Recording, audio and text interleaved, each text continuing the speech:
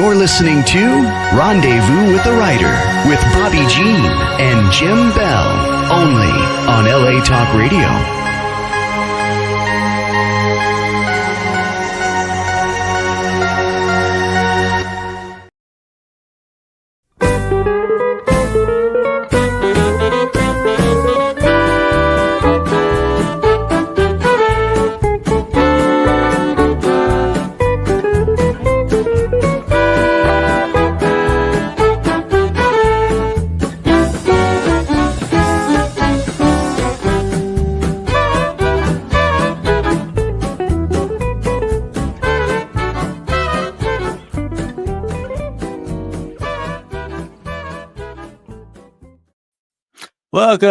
Welcome to Rendezvous with the Writer, where readers and writers meet, and story is everything. We're your hosts tonight, Jim and Bobbi Bell. You've just been listening to the Hot Texas Swing Band doing Hot Texas. And we are so delighted you're joining us right now for episode 125, or you catch it later streaming on Podbean and at LA Talk Radio and such. We're just so happy to have you back with us. Who are our guests tonight? Our guest tonight, Henry C. Park of True West Magazine, and author Susanna Lane with her book, Enduring Promise. We have Welcome. A full house. We love to have a full house. It's so fun seeing everybody on screen. Hello. Henry, where are you joining us from? I'm back in LA. I'm back at home. Wonderful. Right. Wonderful. And Susanna, where are you? Where are you? I'm in the North Georgia mountains. All right. And did that storm go through that you were expecting the other day? Yes. Yeah. We had a lot of wind and a lot of hard rain. Yep. All right. We had a lot of wind today. No rain, but we had a lot of wind. Yeah, we even had a roadway, one of those alerts, that's so loud that comes through on your phone, and it said, if you're on the road, get off now. Because of dust storm. Dust storm. Yeah. Mm-hmm. Oh, and Henry, what's your weather like? We might as well catch up coast to coast. Sure, it's damp, but I mean, I'm coming just back from New York. I left 20-degree weather in the morning and got to 80-degree weather in the evening. So I'm not complaining. My wife's complaining. She considers 50 cold. Yeah.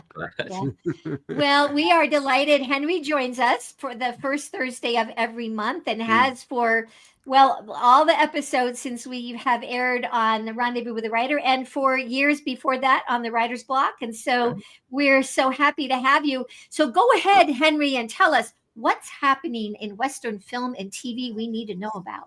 Okay, well, I'm delighted to say that there are plenty of new Westerns either here or on the way. Taylor Sheridan's 1923 is back on Paramount Plus for a second season. The story of the intermediate Dutton family is a sequel to 1883, which is a prequel to Yellowstone. The first two of 8 episodes are available now. And while I'm not a binge type, I'd strongly suggest watching them together. The first one gets you set up and up to speed, and the second is more satisfying, really. And if you haven't seen season 1 yet, you have to see that first, because you've got characters all over the globe and you will not understand what the relationships are if you start here. That is true. Yes, it's kind of mind-boggling otherwise. Have you guys caught any of it yet? Yes. Yep, we have. We just watched the first one this year, the second. Yeah. So we actually went back to season 1 and watched the last episode because we knew we wouldn't remember. Oh, and then we smart. started season 2.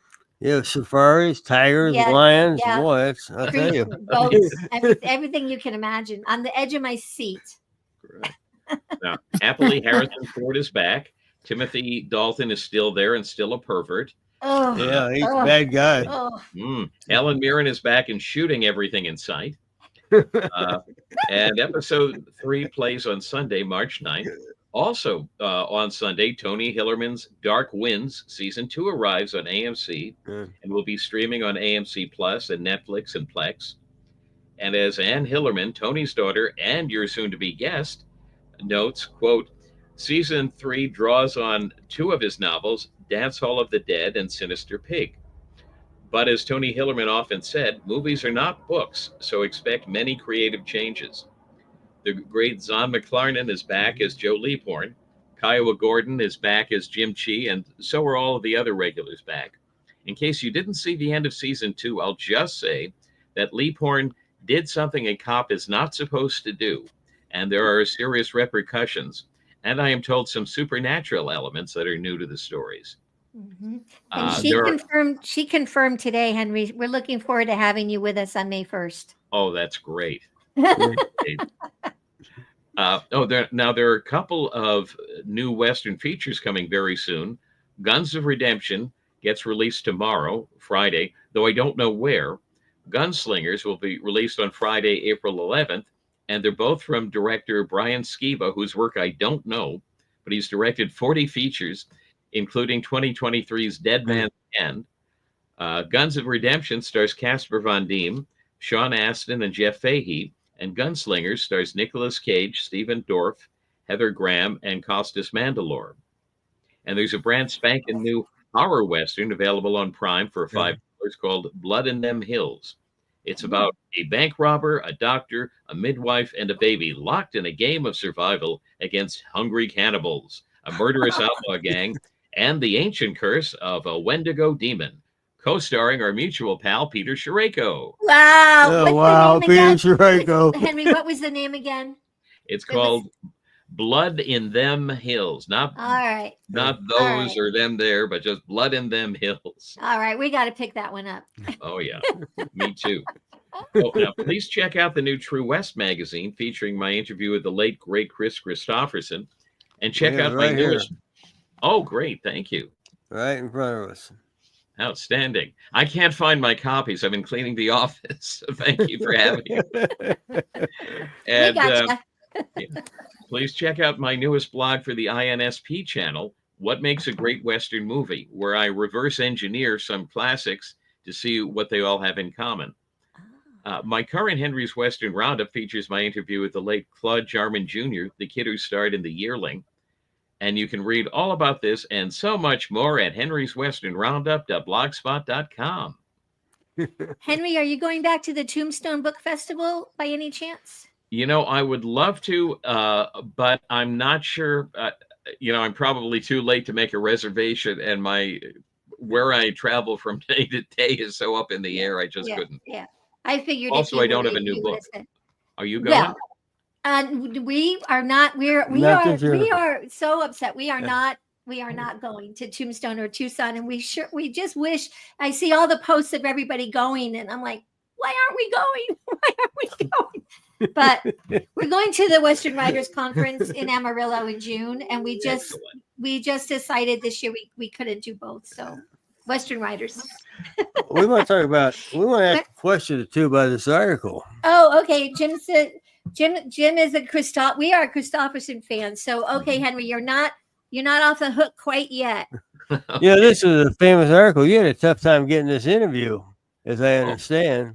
Oh yeah, it was a very long day and night, and I believe a bit of rain too. It was a cold one. Yeah. Yeah, you gave him in the trailer. It says it's 7:00 after shooting, so he was pretty worn out. You probably were too, actually. Yeah, so he was working hard all day. I was just standing around waiting to talk to him. I want to ask another question. You have here. You're talking about, as you always do, you did a review of this new Blu-ray adaptation of an old movie, and this was the one called what? Blood Simple, 1984. Oh yes, It's the one with the Coen brothers. Was this the first movie the Coen brothers did? I think it's the second one, but it's the first that was. The other one I think was done as a student film at NYU maybe, and just it sort of extended into a feature. And this was their first feature that, all around planned thing. And it's just a great picture to watch. It's very well done. It's very Coen brothers.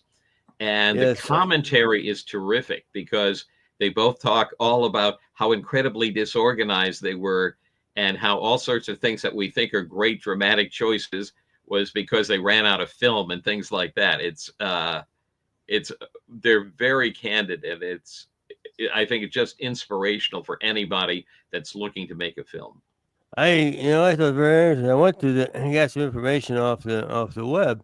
He married one of the Coen brothers. Married the star lady of the show. That's right. Frances McDormand.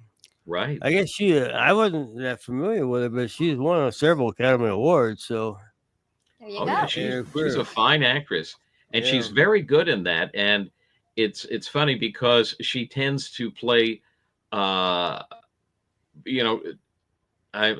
trying to not say this in a sexist way, dumpy kind of roles. She plays unglamorized characters. And one of the really nice things in Blood Simple is she gets to be attractive. Ah. Yeah. So before we take a quick break and get in depth with Susanna Lane, Susanna, do you have any questions for Henry or any comment that you'd love to make? Well, I read your article in True West magazine. I've been following that. Yes. And great. But I'm really enjoying this. The greatest westerns. I'm rereading, and I'm saying, I have to get caught up on some of these movies because and I love them. I loved a lot of them, but not every one. But yeah. Thank you. That's what I love to hear is when somebody reads something in the book, and of course it isn't one you have to read in order from beginning to end. It's like 80 different articles, and I just love it when somebody says, I hadn't seen that in 20 years, or I never saw that particular film, and you got me interested enough to watch it.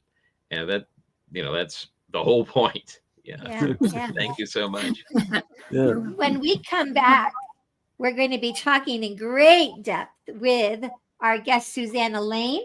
But right now, if you are a writer, or you want to be a writer, or you have written and you want to get your book out there, find out what our sponsors, Blue Cottage Agency and Clicks by Madison, can do for you. We know, Susanna, don't we, what they can do for writers.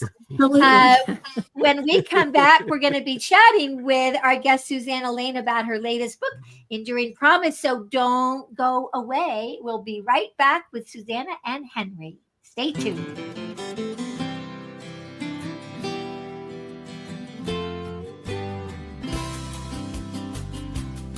Rendezvous with a Writer is sponsored by Blue Cottage Agency and Clicks by Madison, your author publicity and book marketing team.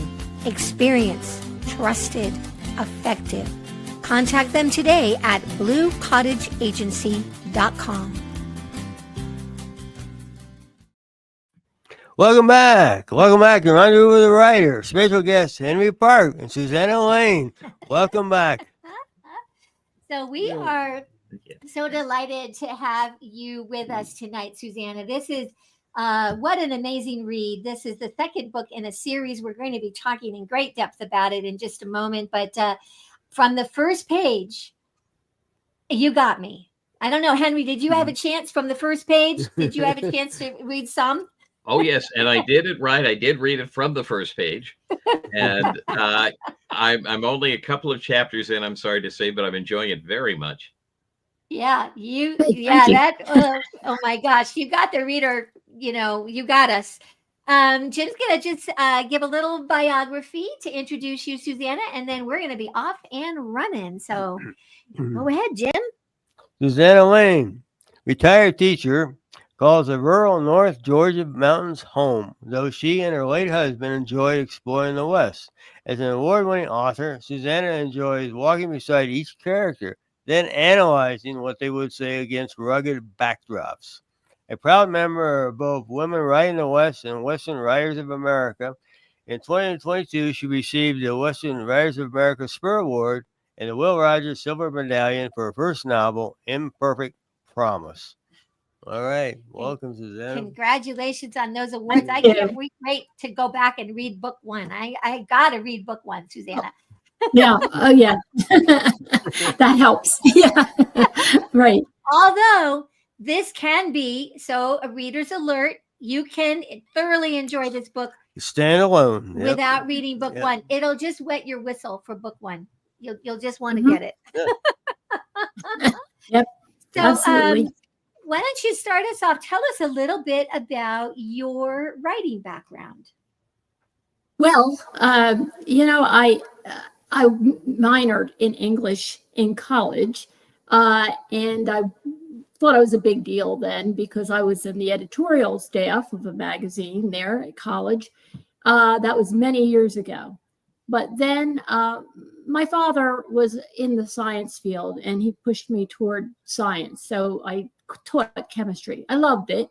The thing that is parallel with what I do now is the research. I mean, I had to do a lot of research then. I have to do a lot of research with the writing.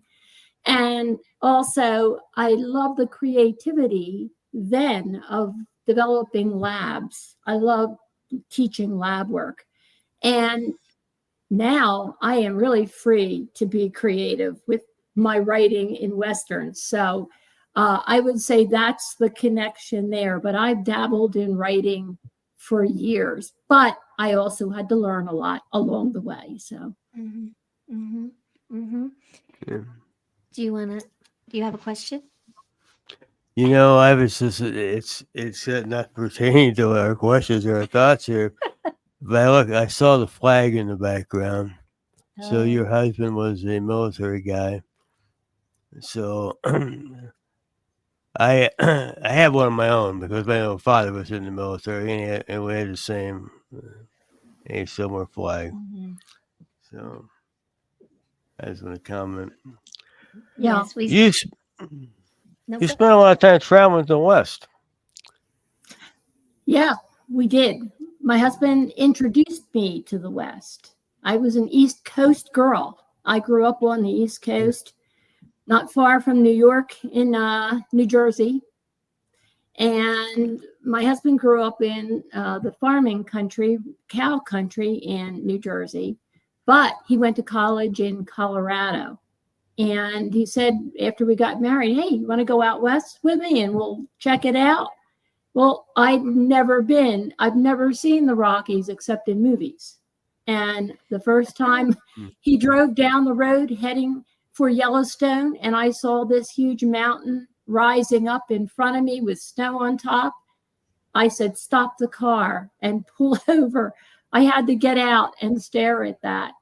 And the rest was history because every year then we went out west, traveled on the back roads, learned the horseback ride, did a couple cattle drives. We had a lot of fun. I'm sure ranchers out there would say, well, it's not fun. Well, it was for us, but of course we don't do it every day. And,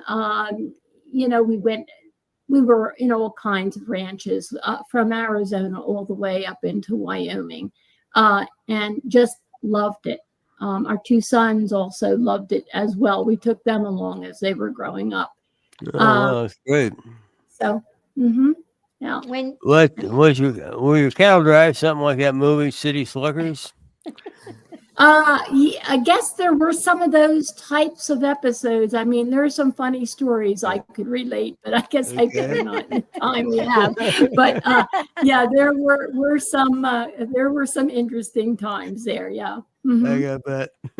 I would imagine that you met a lot of interesting people probably along the way. My sense is you're very outgoing, and if you found yourself in a little town and there was somebody in a small shop or that you wouldn't think twice about introducing yourself and getting a little bit of story. Yes, is that partly how you do absolutely yeah, I mean even when I was out to the Western Writers Conference in Montana in 22, my first destination was Bannock and also Virginia City.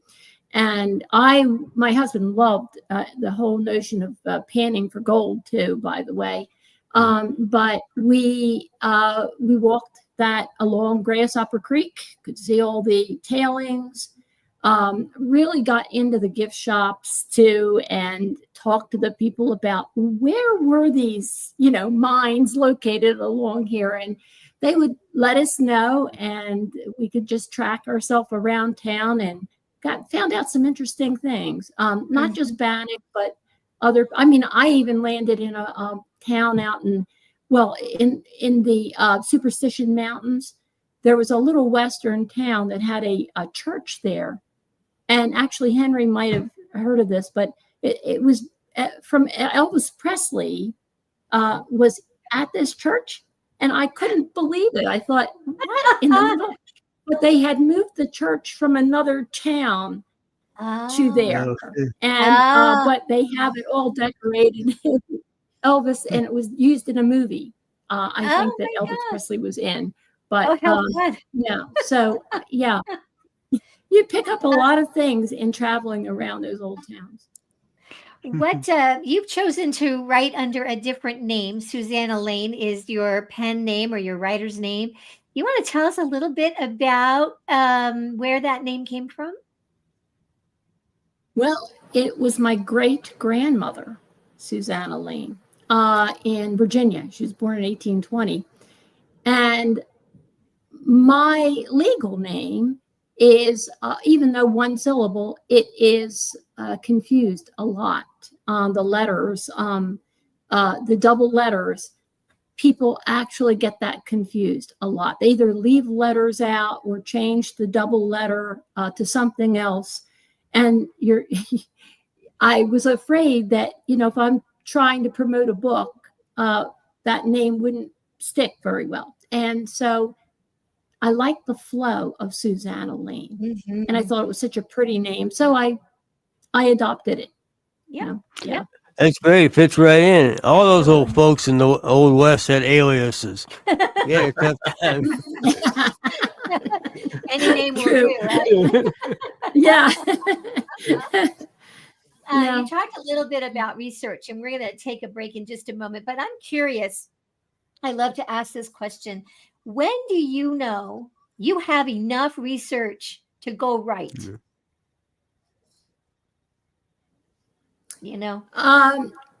When did I know I had enough research to write? When do you know, okay, enough I was always.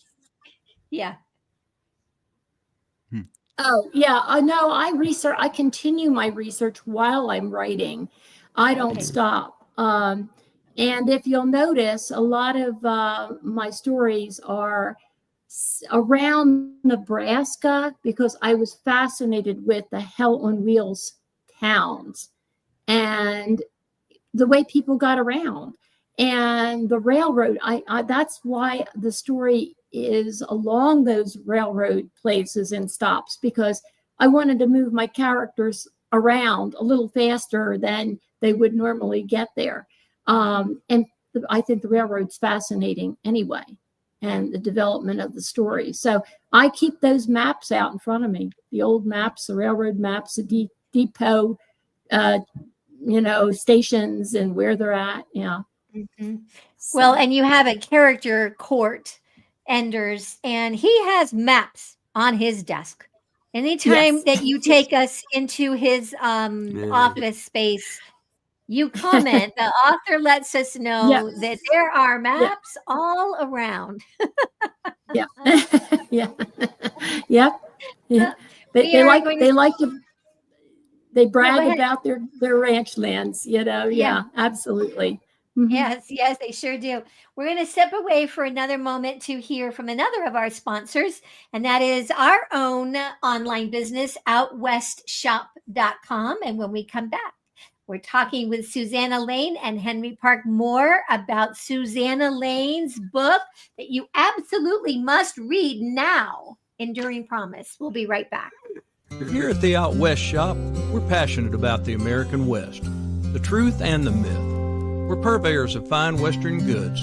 We scout for unique and distinctive apparel, accessories, home decor, and general merchandise that are a reflection of the Western lifestyle. We hunt for unique artisans and craftsmen who are inspired to create decorative art you can wear based on their own love for the story of the West. We round it up and bring it to you. Check out OutWestShop.com when you need anything Western. Welcome back. Welcome back to Rendezvous with the Writer with Henry Park and Susanna Wayne. We're talking to Susanna Wayne right now about her book, Endearing Promise. What was the inspiration, Susanna?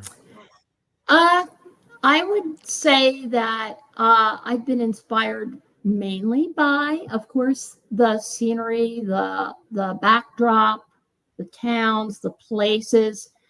And I'm sure that along the way, I've seen, ranchers, people, in their dusters riding off, and those are the kinds of things I'm impressed with. But I write from an outline, and I'll change it. It's not carved in stone, but I do. I think even the movies. You see Lonesome Dove or other stories, and you pick up on, gee, it was really interesting in those times. And I like to develop characters. So the characterization is really important to me. If you can have a story, but if the characters fall flat, you're not invested in the story. So that's where I am. Remind us of the time period and the setting, mostly the setting. It's mostly Nebraska, but it extends in the Montana as well, and South Dakota and the Dakotas. And yeah, I would say that's the prime setting for the story. It begins, though, with a little backstory in the Civil War, at the end of the Civil War. And that's the whole premise there, which I'll get to if you want me to go that direction. But the premise of the story was the end of the Civil War. There was a family in Virginia, and that family, the Enders, the father sets off to join the cause. And of course, his two boys want to as well. So the older boy, Bryce, goes along first, and the younger one follows or trails after them, unbeknownst to them. And after the war is over and they straggle back to the house, the parents are dead, but where's each one? Didn't know where the other one got to. And of course, no telephones, no forwarding addresses in those days. So that leaves you with dime novels or newspaper articles. And I was impressed out west in those old towns when I saw newspapers being used as chinking and as wallpaper on the old houses.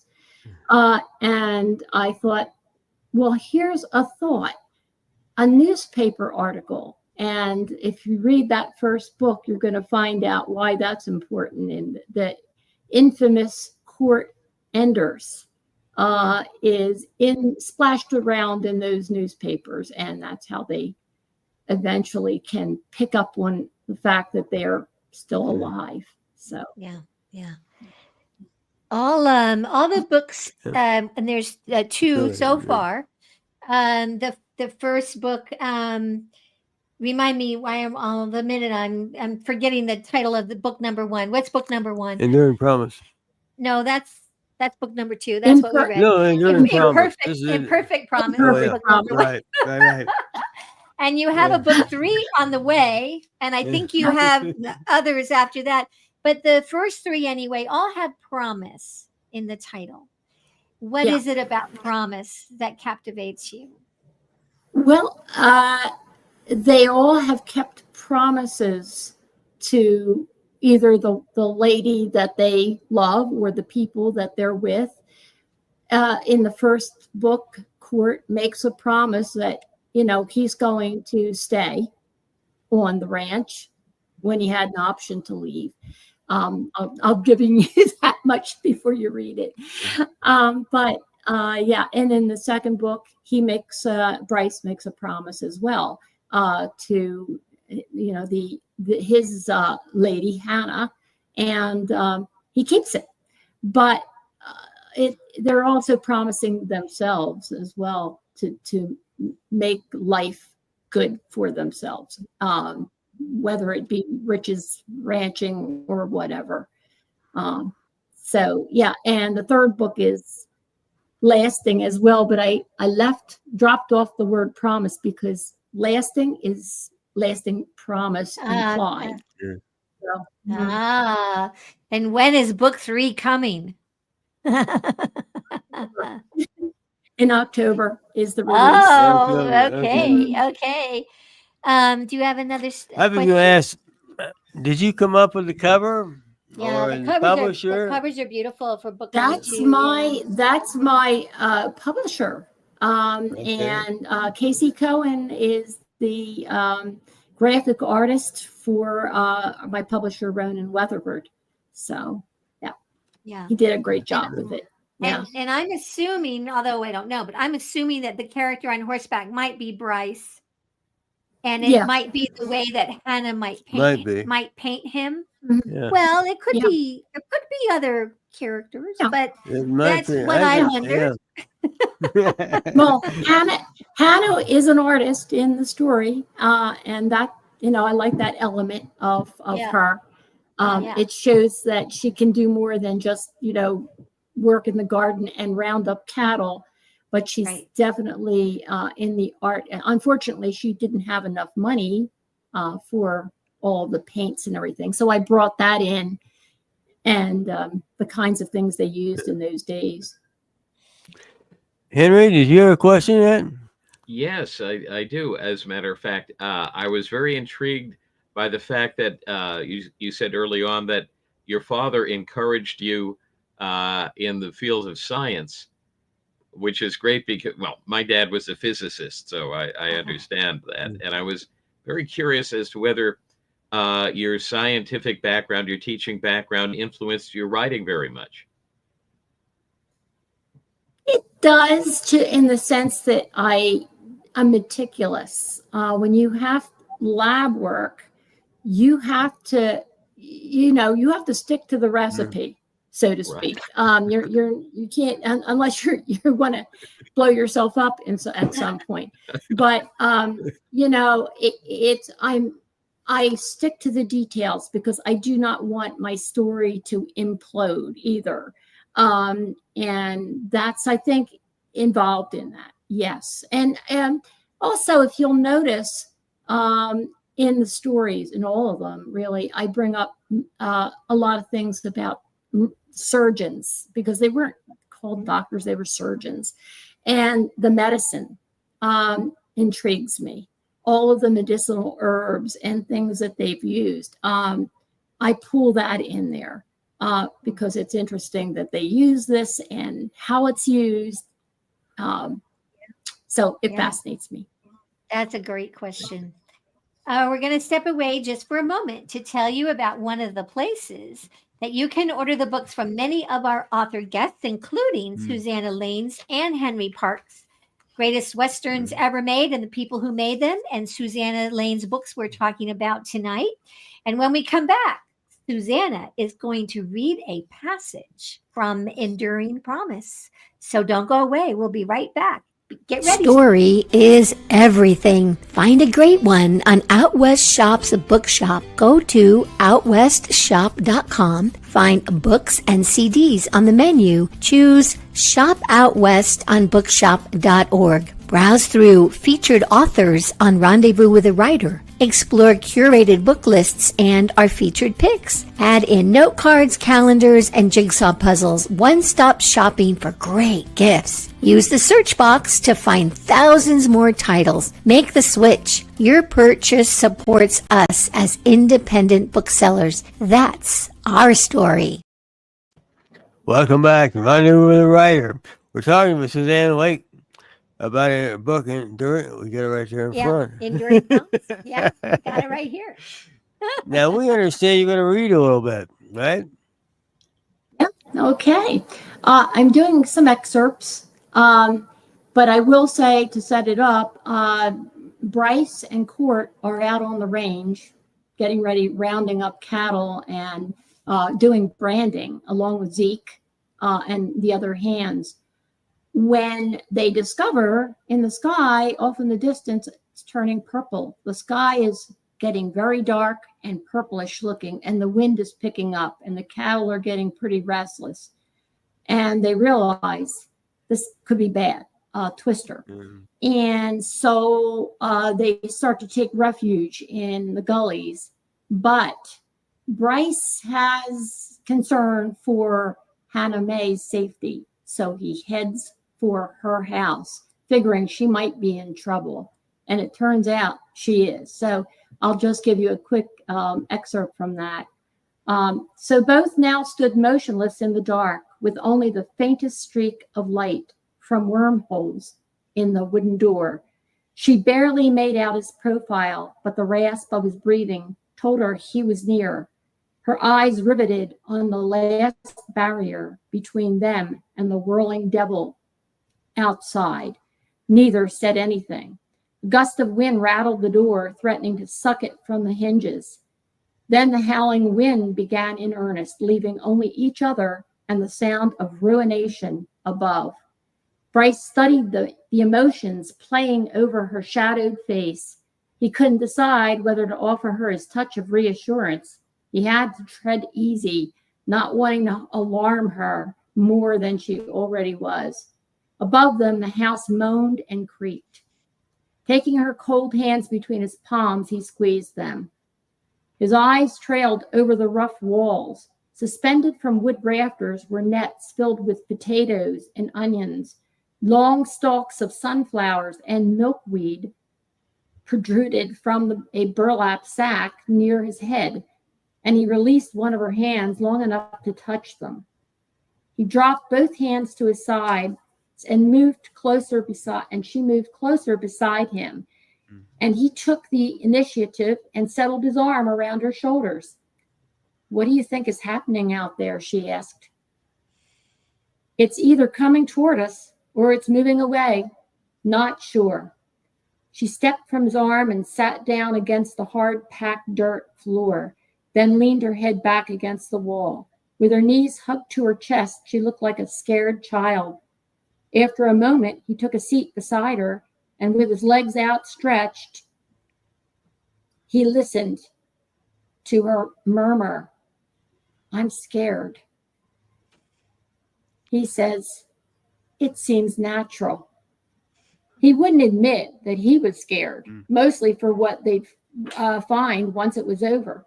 Confirmation of that thought proved true at the sound of splintering wood and shattering glass above. She pressed a hand against her mouth. He reckoned she had just stifled a scream. Deciding to keep her talking, he asked, "What possessed you to be out there with the damn chickens when the wind was picking up?" "Why, I have to hang on to whatever I can.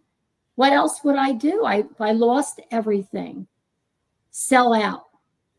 "Not because he's my brother and it would benefit him.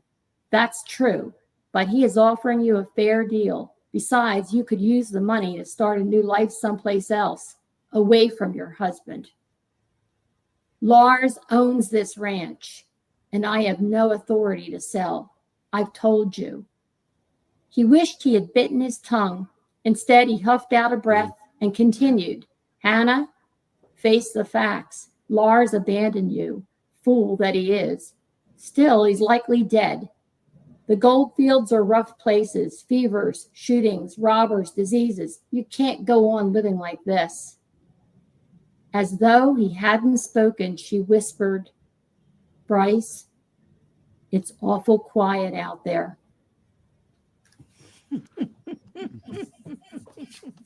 Very good. Very nice. I remember reading that scene and that tornado coming for him. Yeah. I remember it too. A cinematic moment of many in this wonderful book. Susanna, let's talk about characters a little bit. your characters are multi-layered, and most all of them have varieties of talents, all different kinds of talents. But I think you make sure they all have a little flaw of some kind. Oh, yes. Mm-hmm. Do they tell you, how do you know what their flaw should be? Or I don't know that that's the way to ask the question, but I think it's their background, where they're coming from. And, everybody does have a flaw here or there. And I don't think I want my characters to ever be perfect, because otherwise you would not have a really good story. There's something behind the flaw, and there's something behind the good side as well. Where did they come from? What happened to them? What made them that way? What formed that character? The bad things can form the character, and the good things also. So it's a mix of those things. We talked before, you like strong characters. You like to write strong characters, and particularly strong women characters.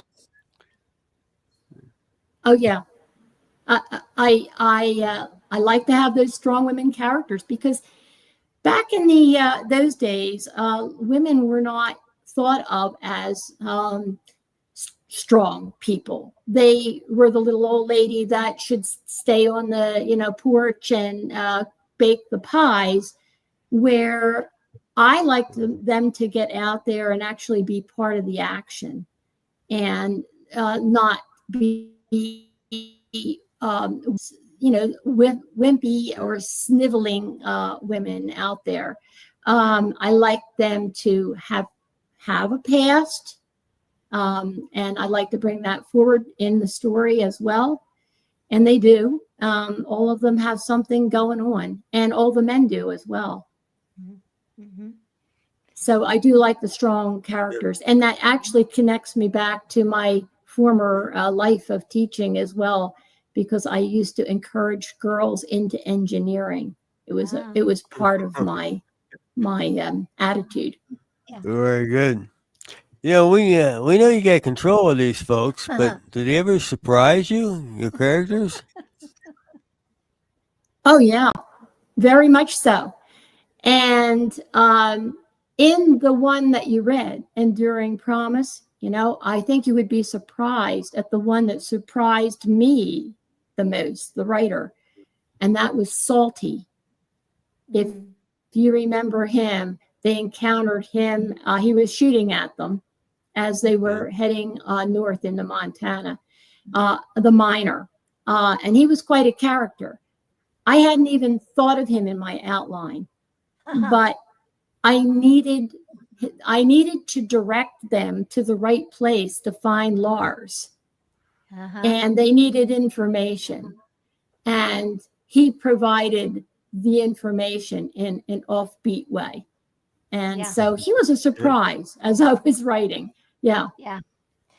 We I'm looking at that clock on the wall. Oh my goodness, we are running so low on time. So Susanna, tell us what are the books that are coming?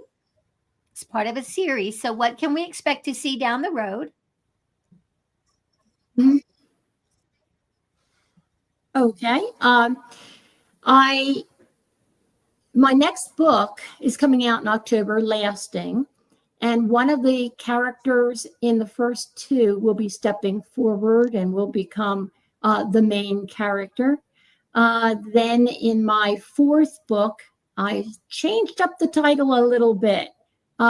It's going to be, and it's the same Promise series. It's still Promise series, but it's called Distance Between Stars. And it has a very interesting theme. That very different theme. And then there might be, I have to talk to the publisher to see, but I have a fifth book in my mind that will address a character that you were introduced to, Reyes. Oh, Reyes, yes. Yeah. Okay. Yes, right. Yeah, in Bryce's son. Yeah. And where can people find your books and find out what you have going on? Where can they go?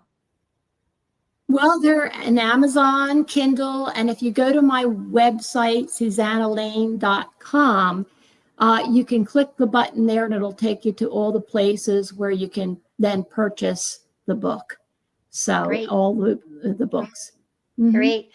Okay, Henry, same kind of questions for you. Where can people find you? And have you got anything coming up next? Okay, well, let's see. They can find me at henryswesternroundup.blogspot.com. You can find my articles in True West, every issue. You can find me at the INSP blog. And haven't got anything really specific coming up except in those venues right now. I'm in negotiations actually for a second book, but I'm not going to talk about it in case it falls through. All right. Very good. Let's see, Jim, you have a quote. We have a quote. We do.